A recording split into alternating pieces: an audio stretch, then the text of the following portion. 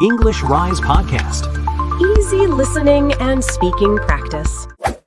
Hi, everyone. I'm Emma, and welcome to the English Rise Podcast, easy English listening practice to help you build fluency, confidence, and real-life understanding. Let me ask you something. Have you ever noticed this? You understand English, you know the words, maybe even the grammar, but when you open your mouth to speak, nothing comes out smoothly. You pause, you translate, you feel stuck. If that sounds familiar, you're not alone. Many English learners experience this every day, and it can feel frustrating, like your progress is slow, even when you study a lot. But here's something important to think about. What if the problem is not your English, but your mouth? What if the reason you can't speak naturally is because your mouth has never been trained to move like a native speaker? In today's episode, we're going to explore a simple and practical way to train your mouth so you can stop overthinking, speak more smoothly, and sound more natural in English. And before we begin, I want you to hear this clearly. You are not behind, and you are not failing. You are learning a skill, and skills grow with practice. So, let's get started. That's such an important reminder, Emma. A lot of learners feel embarrassed about where they are, but every learner starts somewhere. Speaking naturally is not a talent some people are born with. It's a habit they build little by little. So if someone feels stuck today, that doesn't mean they can't improve. Not at all. It only means their mouth and brain need more training together, and that is good news. Because training can change things. I love that. Change is possible. Absolutely. Even small daily practice can create real movement. One better sentence, one smoother phrase, one calmer pause. That is progress. That's reassuring because sometimes learners expect a huge breakthrough overnight. And then they get discouraged when it doesn't happen. But the truth is, most confidence is built quietly through repeated small wins. So the first win is learning to relax? Yes, relaxation is powerful. A tense jaw and tight lips make speech harder than it needs to be. So start by loosening the face and breathing out slowly. That already sounds gentler than pushing yourself hard. So start by loosening the face and breathing out slowly. Exactly. You don't have to fight your speech. You can train it patiently. Could we do a warm-up for listeners right now? Definitely. Open and close your mouth gently. Stretch your lips into a smile, round them into an O shape, and move your tongue lightly. Tell yourself, I'm waking up my speaking muscles. I like that phrase. It makes practice feel active and hopeful. Tell yourself, I'm waking up my speaking muscles. Yes, and it reminds you that your mouth can learn. Your speaking muscles are not fixed forever. They can get stronger and more flexible. What are some simple words people can use to begin? Use short, useful words. Me, go, see, no, help, please. These are easy to remember, and they let you practice movement without pressure. That's helpful because learners sometimes want the hardest words first. And then they feel overwhelmed. Starting small is not childish, it's smart. Small steps build confidence. So every tiny practice still counts? Absolutely. A tiny practice done well is still a real practice. It's a message to your brain that speaking English is safe and doable. That's such a comforting way to look at it. It is, because many learners carry stress into speaking. If we can lower that stress, the mouth opens up and the voice flows more easily. Let's talk about sound shape now. What should learners notice? They should notice where the tongue goes, how the lips move, and how open the jaw feels. English sounds are physical shapes, and once those shapes become familiar, speech starts to feel less scary. Less scary is a beautiful goal. It really is. Comfort matters. If you feel calmer when speaking, you'll practice more often, and that repetition is what creates change. Can you give an example of a shape difference? Sure. Compare see and saw. The mouth opens differently, and the tongue moves differently. When you feel that difference, instead of only hearing it, you begin to own the sound. Own the sound. That's a strong phrase. Because it's true. You're not just copying English, you're building control over it. Now let's move into rhythm, because that seems to unlock a lot for learners. It really does. Rhythm gives speech life. English has stress patterns, so the important words carry more energy while the smaller words stay lighter. So if I say everything evenly, I might sound stiff. Yes, but don't worry. That's normal at the beginning. The good news is that rhythm can be trained, just like anything else. And that means someone can improve even if they've been speaking flat for years. Absolutely. Nothing is too late to improve. With practice, your ears starts hearing the beat, and your mouth starts following it. Could you show us with a sentence? Sure. Say, I'm going to the store later. Then say it again with the important words highlighted. I'm going to the store later. That contrast makes the sentence feel alive and natural. That already sounds warmer and more confident. Exactly.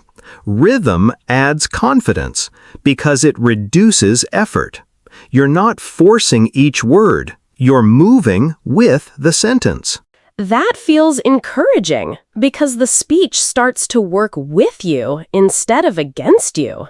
Yes, that's the feeling we want. Speaking should become more supportive, not more stressful. I want to ask about shadowing again because it sounds like a very practical tool. It is. Shadowing is one of the best ways to train the mouth and ear together. You listen to a short native sentence and repeat it immediately, almost like your voice is following close behind. And why does that help so much? Because it reduces hesitation. You stop overthinking and start matching real speech patterns. That builds confidence, timing, and flow all at once. So shadowing can help learners feel successful faster. Yes, especially when they choose short clips and practice them a few times. Success builds momentum, and momentum keeps people going. That's important. People need to feel progress, not just hear about it. Exactly. Progress you can feel is progress that motivates you to continue. Can we do a shadowing example now? Of course. Try, could you help me? Say it once slowly, once naturally, and once as if you were in a real conversation. Could you help me? Good.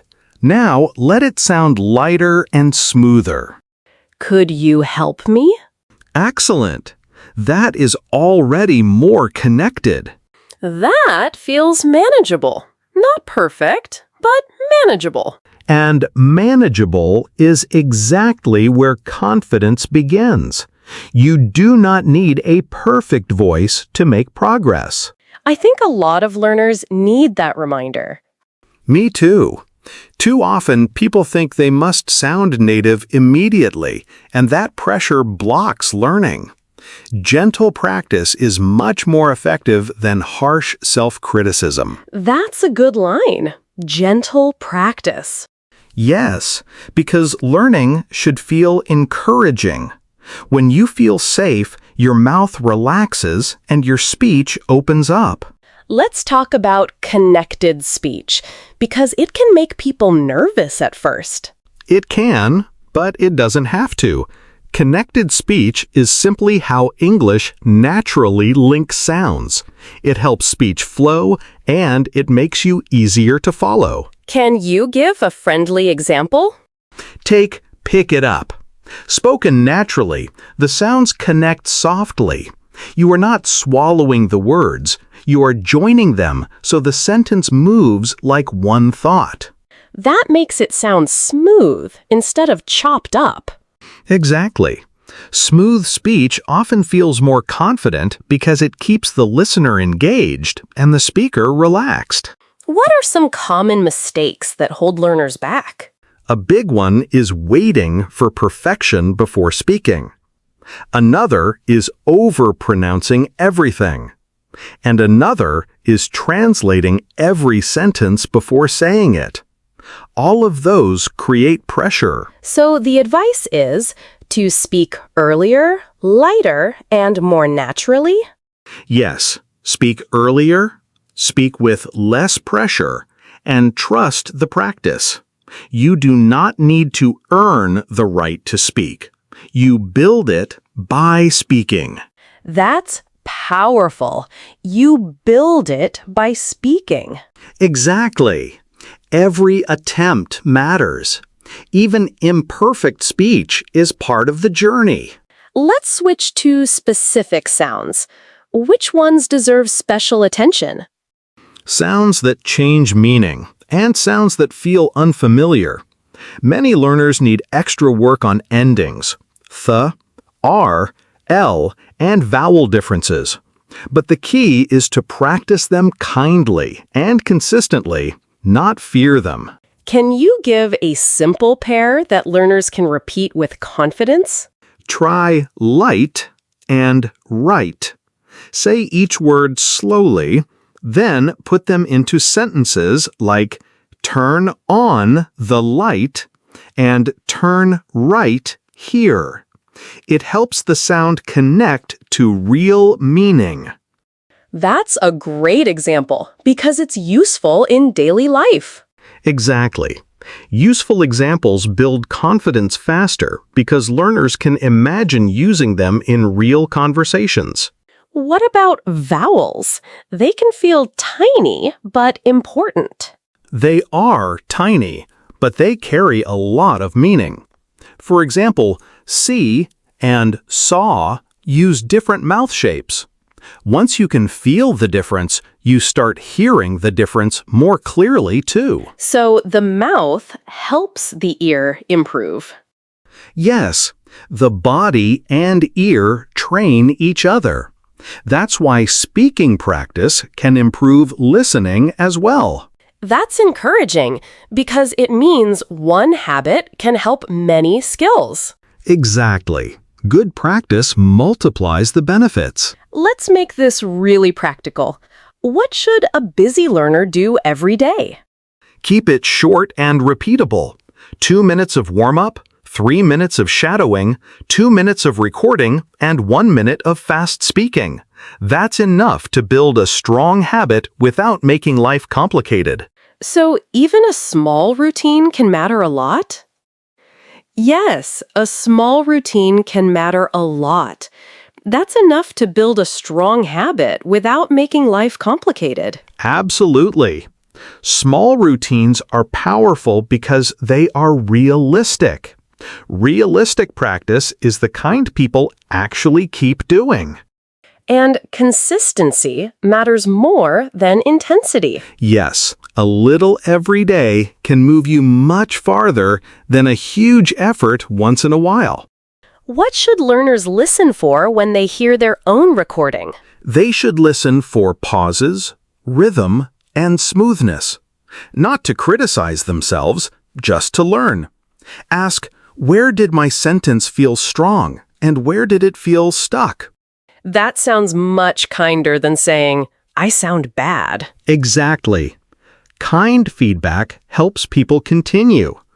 Harsh feedback often shuts them down. So the real mindset is to notice, adjust, and keep going. Yes, and to celebrate small improvements. If one sentence sounds smoother than yesterday, that matters. That is real growth.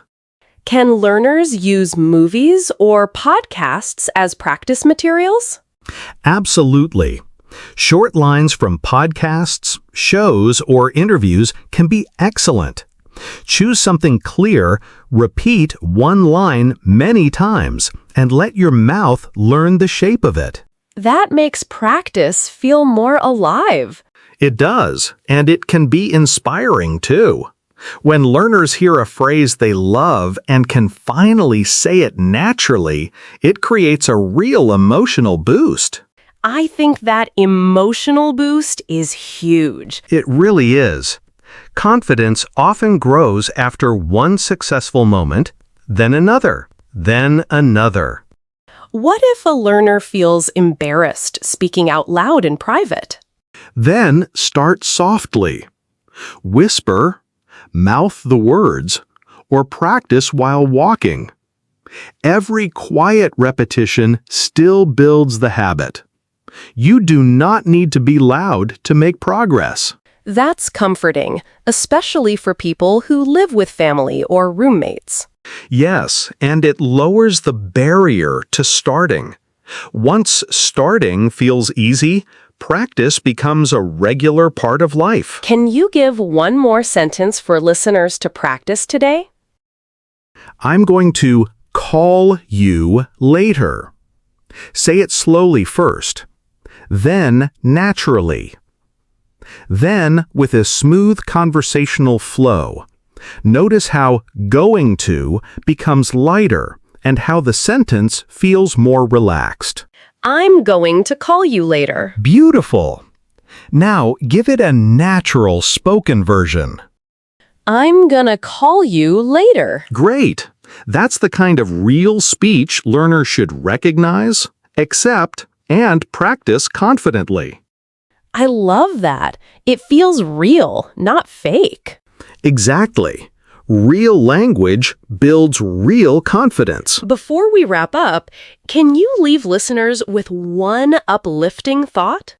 Yes, your progress matters, even when it feels small. Every practice session is teaching your mouth to move with more ease. You are building something, and you do not have to rush it. That's beautiful. And I want to add this. If today feels hard, that does not mean you are failing. It means you are in the middle of learning, and that is where growth happens. Exactly. Growth lives in the middle. Thank you so much for listening to the English Rise podcast. We truly appreciate you spending your time learning with us.